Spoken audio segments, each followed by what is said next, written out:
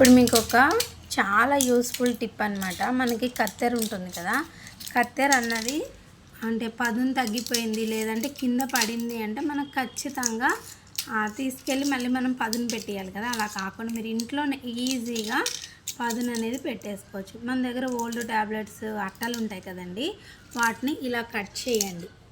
ఇలాగా మొత్తము ఆ ట్యాబ్లెట్స్ అట్టల్ని ఇలా కట్ చేస్తే మీరు ఊహించని విధంగా ఇక్కడ పదును అనేది ఎక్కుతుంది కత్తెర.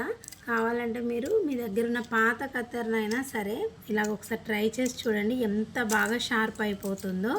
ఇది టైలర్స్కి అయితే బాగా ఉపయోగపడుతుంది, తెలియని వాళ్ళకి యూజ్ అవుతుంది. తప్పకుండా వీడియోని షేర్ చేయడం మర్చిపోకండి.